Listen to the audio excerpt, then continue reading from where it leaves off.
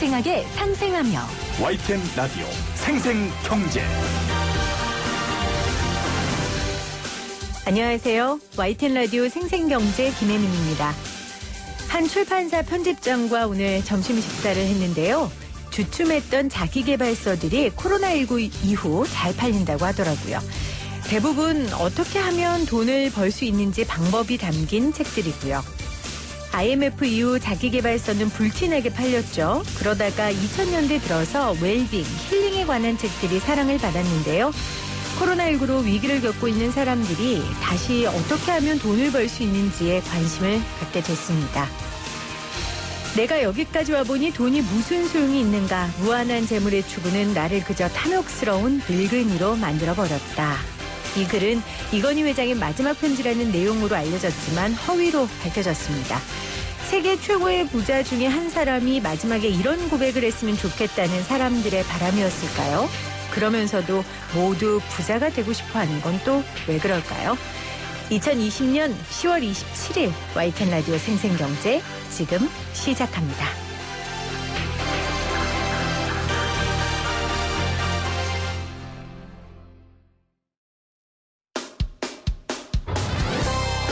생생하게 상생하며 건강한 경제방송 YTN 라디오 생생경제. 오늘 가장 뜨거운 경제 뉴스를 제일 생생하게 전해드리는 시간입니다. 삼성 상속세 없애주세요라는 제목의 국민청원이 올라왔습니다. 익명의 청원인은 우리나라를 삼성이라는 이름으로 이끌고 도와준 이건희 회장이 별세하셨다며 나라를 위해 일하셨던 분으로 존경받아야 하는데 우리나라는 재단 18조 원 중에서 10조 원을 상속세로 가져가려 한다라고 주장했습니다. 상속세가 도대체 얼마고 뭐길래 세계 최고의 부호 중 한 분의 상속세를 걱정해 줄 정도인지, 상속세는 어떤 세금인지 전문가에게 알아보도록 하겠습니다. 송지용 하나은행 자산관리사업지원부 세무팀장 나오셨어요. 어서 오세요, 팀장님. 안녕하십니까.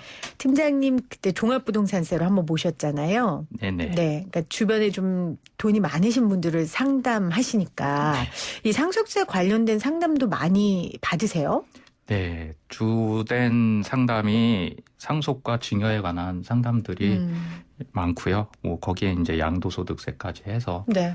그런 세목들이 주된 상담을 이루고 있습니다. 많은 상담을 하셨겠지만 그래도 이 정도의 규모의 상속세 상담은 해보신 적은 없으시죠? 그렇죠. 그렇죠.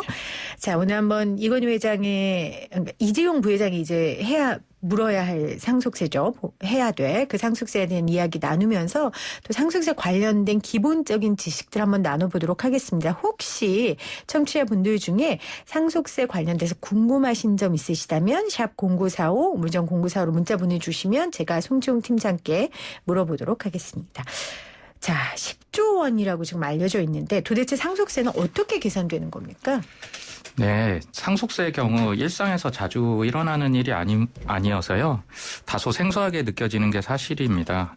그래서 주변에서도 실제 상속세를 냈는데 가족 일이기 때문에 주변에는 이야기하지 않는 경우가 대부분 많고요. 네. 그러다 보니 이에 대해서 잘 모르시고 계신 부분들이 많은 것 같습니다. 일단 상속세와 증여세는 우리나라 세법에서는 이름도 따로 명칭을 하지 않고요. 네. 세법 자체적으로도 상속증여세법으로 해서 같은 과목에 열거를 해놓고 있고요. 둘은 비슷하면서도 좀 다른 부분들이 있어서 네. 요거에 대해서 좀 명확히 개념을 인지하고 계시는 게 도움이 될 것 같습니다. 그러니까 상속세와 증여세가 다른 건데 지금 우리나라 세법에서는 같게 여기고 있다는 거죠? 그렇죠. 워낙 공통적인 부분이 많고요. 평가에 대한 부분도 거의 동일하고요. 세율도 동일합니다. 그럼 제 생각으로는 증여세는 부동산에 관한 세금이고 상속세는 주식인가? 뭐 단순하게. 너무 단순합니까? 제가 저랑 너무 관련이 없는 얘기라서. 네. 그냥 간단히 말씀드리면은 상속세와 증여세는 두 개 다 모두 이제 재산의 무상 이전에 대해서 과세하는 거고요. 우리나라 세법에서는 이런 무상 이전에 대해서 기본적으로 과세 입장을 취하고 있습니다. 대신 우리나라 상속세의 경우에는 사망하신 분의 모든 재산을 합쳐서 상속세를 계산을 하도록 돼 있고요. 네.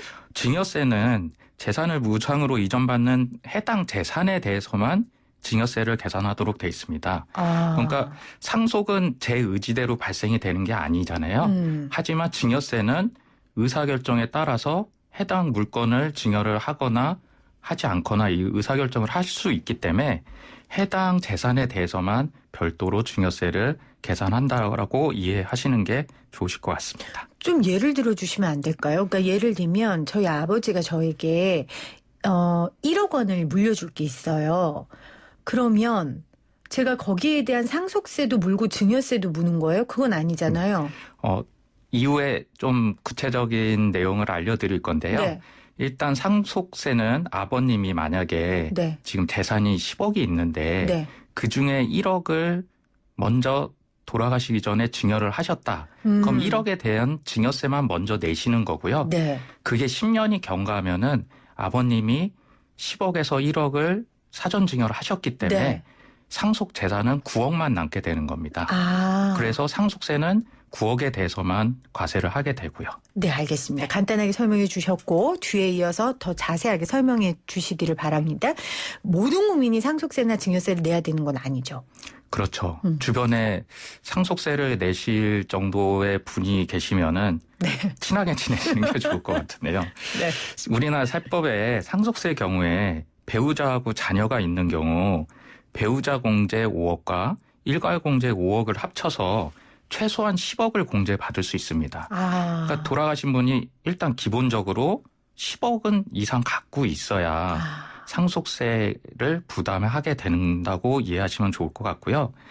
사망하신 분 따라서 이제 사망하신 분이 소유하고 있던 재산이 10억이 넘지 않으면은 상속세를 부담하지 않아도 됩니다. 아, 10억이 기준이군요. 물론 배우자가 없으면은 일괄 공제 5억 원만 공제받을 수 있습니다. 증여세는요? 증여세의 경우는 증여받는 사람이 누구냐에 따라서 달라지는데요.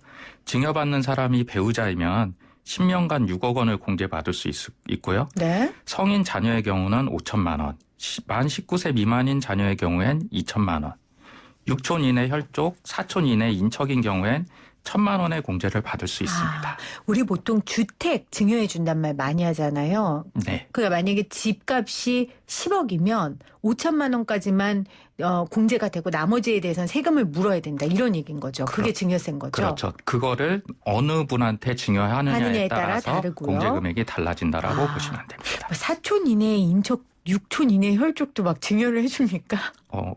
형제 자매가 여기 해당이 되겠죠. 아, 형제 자매가. 그렇군요. 자, 이건희 회장이 78세의 나이에 이제 요구하셨어요. 그럼 상속 공제가 평생 10억만 받을 수 있다면 이제 이건희 회장처럼 재산이 많은 분들한테는 좀 적은 게 아닌가 이런 얘기들을 지금 하는데 어떻게 생각하세요? 어떻게 보세요? 네. 그 위에서 말한 일괄 공제 5억하고 배우자 공제 5억은 배우자가 있는 경우 최소한 받을 수 있는 금액이고요. 배우자 공제는 실질적으로 배우자한테 상속하는 금액이 있다면은 법정 상속분까지 추가로 공제를 더 받을 수는 있습니다. 네. 또 이런 부분 이외에 우리나라 상속세법은 상속 개시일 이전 10년이 경과해서 법정 상속인에게 증여를 한 재산의 경우에는 상속 재산에서 제외가 됩니다. 잠깐만요. 좀 어려워서. 그러니까 상속 개시일이라는 게 돌아가신 날짜를 날짜겠죠. 네. 네, 그 날짜로부터 10년이 넘어서 다른 상속인 자녀나 배우자한테 네. 증여를 한 내용이 있으면은 네. 그건 상속 재산에서 아예 제외가 돼요. 아. 그러니까 10년이란 기간의 의미를 다시 한번 생각을 해봐야 되는 부분이고요. 네네. 법정 상속인 이외의 사람한테 만약에 증여를 5년이 경과했다면은 그것도 상속 재산에서 제외가 됩니다. 아, 그러니까 만약에 저희 아버님이 돌아가시고 나서 10년 후에 저한테 뭔가를 상속을 해줬다. 돌아가시기 전에. 아, 지금 돌아가시기 2020년이잖아요. 네네. 2010년 이전에 PD님한테 증여한 내용이 있다라면은 그거는 상속 재산에서 아까 빠지는 거죠. 아까 10억에서 1억을 증여를 했던 거를 예를 들어 주셨잖아요. 네네. 그게 10년이 경과를 해야 상속 재산에서 빠지고요. 10년이 경과를 하지 않았으면 다시 상속 재산에서 포함을 해서 계산을 다시 하도록 돼 있습니다. 그렇군요. 그럼 10년이라는 시간이 굉장히 큰 의미가 있는 거네요. 그렇습니다. 조금 더 이 10년의 의미를 좀 설명해 주세요. 일단은 상속세의 경우 지금 방금 말씀드렸던 내고요. 물론 이제 사전 증여를 할 때 증여세를 납부하게 되지만 이제 증여세의 경우에는 증여일로부터 10년 이내에 증여세는 합산 과세되고요. 네네. 10년이 경과하면은 증여공제를 다시 받을 수 있습니다. 그리고 상속세랑 증여세도 결국엔 10년 텀으로 증여세 같은 경우는 공제를 추가로 또 한 번 받을 수 있다라고 이해하실 수가 있고요. 근데 증여를 하면 어차피 증여세를 내야 하는데 이게 세금이 줄어드는 건 아니지 않아요? 그렇습니다. 우리나라 상속증여세법 세율 구조는 아까 말씀드렸듯이 상속이나 증여 모두 동일하게 적용됩니다. 1억 이하인 경우에 상속재산이 1억 이하인 경우에 10%, 1억에서 5억 이하인 경우에 20%, 네. 5억에서 10억 이하인 경우에 30%, 10억에서 30억 이하인 경우에 40%, 30억 이상인 경우에는 50%의 누진세율이 적용이 되는데요. 네. 아까 말씀드렸다시피 상속세는 돌아가신 분 모든 재산을 합산해서 위에 세율을 적용하지만 증여세의 경우에는 증여한 재산에 대해서만 위에 세율을 적용합니다. 아까 PD님 예도 있지만 다시 네. 한번 예를 들어보면 31억 원의 재산을 가진 분이 상속이 발생이 됐어요. 그러면은 상속세의 경우 30억 초과되는 1억 원에 대한 부분은 50% 세율이 적용이 되거든요. 그렇겠네요. 그럼 그렇지만 그 1억 원에 대해서 10년 전에 만약에 증여를 했다라면은 1억에 대한 부분은 10%의 증여세만 내고 상속 재산에서는 제외가 됩니다. 따라서 40% 상속세를 적용받을 거를 10% 증여세만 내고 납부를 하기 때문에 4천만 원의 절세 효과가 있다라고 간주할 수 있는 거겠죠. 그렇네요. 그래서 요즘 살아생전에 어린 손자 손녀들한테 증여도 많이 하는 거군요. 증여세 신고 급증했다는 기사들 봤거든요. 맞습니다. 결국 상속세를 내지 않거나 줄이기 위해서는 보유하고 있는 재산을 매매를 통해서 처분을 하거나 증여를 통해서 자녀들한테 이전하는 건데요. 매매를 통해서 처분하게 되면 결국 매매에서 얻은 자금의 양도세를 내고 그 남은 자금은 현재 재산 소유자에게 다시 귀속이 되므로 네. 매매할 때 양도세 내고 남은 재산은 다시 금융재산으로 상속재산에 포함이 되어 네. 두 번 세금을 내는 경우가 생긴다고 생각할 수 있거든요. 따라서 증여세 부담이 있더라도 장기간을 보고 미리 증여하는 것이 차선이라고 생각될 수 있습니다. 그래서 팀장님한테 상담하시는 분들이 이런 내용을 하는 거군요. 맞습니다. 세금은 당연히 내야 하는데 네. 그래도 내야 하면서 그래도 절세할 수 있는 방법을 그렇습니다. 이제 짜는 건데 이건희 회장의 이 삼성전자 지분에 대한 상속세에 대한 기사가 이제 이슈가 되면서 오늘 우리도 이거를 다룬 거거든요. 그럼 이건희 회장 관련된 이 상속세는 어떻게 좀 정리를 하면 될까요? 일단 현재 기사상에 이슈가 되는 부분들이 이제 삼성전자 주식에 그렇죠. 대한 부분일 텐데요. 네. 재산이란 건 주식의 형태도 있고 부동산도 있고 현금도 있을 수 있고 예금도 있을 수 있습니다. 그런 모든 재산을 돌아가신 분 모든 재산을 합쳐서 계산하도록 돼 있는데요. 네.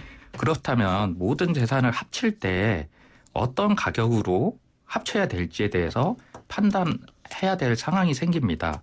그래서 상속증여세법에서는 부동산, 금융상품, 주식 등에 대해 어떤 가격으로 상속재산을 평가해서 계산을 할지 각각 규정을 해놓고 있는데요. 현재 이슈가 되고 있는 이런 주식의 경우 2020년 1월 1일 이후 상속분부터는 최대 주주의 경우 지분 비율과 상관없이 상속증여세법상 평가액에 20%를 할증하여 평가하도록 돼 있어요. 네, 단 여기서 중소기업 주식은 제외가 됩니다. 지금 우리나라 같은 경우에 상속세가 50%잖아요. 네. 그런데 지금 말씀하신 것처럼 2020년 1월 1일부터는 최대 주주의 경우 20% 할증을 붙게 돼 있으니까 이건 삼성이 적용되는 거죠. 적용이 될 가능성이 높다라고 봐야겠죠. 그리고 예를 들면 주식 같은 경우에는 매일매일 주가가 달라지잖아요. 그렇죠. 그렇죠? 그거는 이제 상속증여세법상 평가 기준이 있는데요. 네네. 상속 개시일 전후 2개월 시세를 평균해서 내도록 돼 있습니다. 이재용 부회장 입장에서는 주식이 좀 지금은 안 올랐으면 하겠네요. 근데 사망하시는 날짜를 개인이 맞출 이렇게 수는 없죠. 조정할 수는 그렇죠. 없는 거니까. 네. 그러니까 그만큼 지금 사실 주가에 엄청난 영향을 끼치고 있거든요. 그렇습니다. 뭐 삼성물산 같은 경우에 어제 15%까지 뛰었고 지금 이런 상황 가운데 있기 때문에 또 그 주식의 상황이 삼성의 지배구조까지 영향을 끼치기 때문에 모두가 지금 단순한 상속세 문제뿐만 아니라 여러 가지 관심을 갖고 이 문제를 지켜보고 있는 것 같습니다. 상속세는 우리 예를 들면 직장인 같은 경우에 세금 뭐 알아서 참 잘 떼가시잖아요. 네. 이런 것처럼 상속세도 알아서 막 정부에서 떼가고 이러지 않죠. 그렇진 않고요. 일단 기본적으로 상속세는 상속 개시일이 속하는 달의 말일로부터 6개월 이내에 자진 신고해야 합니다. 자진 신고요. 네, 자진 신고를 해야 되는데 상속 재산이 10억이 넘지 않으면은 아까 배우자 있는 경우 세금은 없잖아요. 그래서 그렇죠. 굳이 신고를 안 해도 세금이 부과되지는 않지만 상속 재산에 대한 평가 부분이나 금융거래 내역 등을 돌아가신 분 이외의 상속인 분들이 잘 알 수가 없는 경우들이 많거든요. 그렇게 되면은 상속세의 경우 자진 신고해야 되기는 하지만 최종 결정은 과세관청에서 하도록 돼 있습니다. 그래서 네. 과세관청에서 해당 내용을 인지를 하고 추징세액이 나올 가능성이 항상 있기 때문에 전문가의 상담을 받고 결정하시는 게 도움이 되실 것 같습니다. 자진 신고한 사람들이 있어요? 일단 기본적으로 돌아가실 때 만약에 서울에 네. 20억짜리 아파트를 돌아가신 분 이름으로 돼 있다. 그럼 거의 무조건 상속세 대상은 된다라고 봐야겠죠. 그러니까 그걸 숨길 수 숨길 수는 없으니까 없으니. 어차피 맞습니다. 숨길 수 없으니 네. 자진 신고를 하는 거군요. 네네. 죄송합니다. 제가 너무 상속세와 거리가 먼 삶을 살고 있어서 사실 뭐 상속이나 증여를 네. 주변에서 상속은 사실 뭐 네. 한 번, 두 번 일어날 그렇죠. 그건 네, 맞습니다. 아, 그렇습니다. 자, 이 밖에 상속이나 증여에 대해 우리 청취자분들이 알아두면 좋을 팁이 있다면 어떤 게 있을까요? 상속세나 증여세는 평생 이제 한두 번 경험해 볼 수도 있고 아닐 수도 있는 세금이다 보니까 장기간 두고 절세 계획을 세우는 게 도움이 될 것 같고요. 만일 세금이 발생하더라도 납부해야 될 세금이 적지 않은 경우가 많습니다. 네. 그래서 우리나라 세법에서는 부동산을 상속받아서 당장에 상속세나 증여세를 납부할 자금이 없을 수도 있거든요. 그래서 그런 경우를 대비해서 5년 동안 나누어서 납부할 수 있도록 연부연납 제도가 있습니다. 지금 LG도 이렇게 내고 있다 그러더라고요. 네, 맞습니다.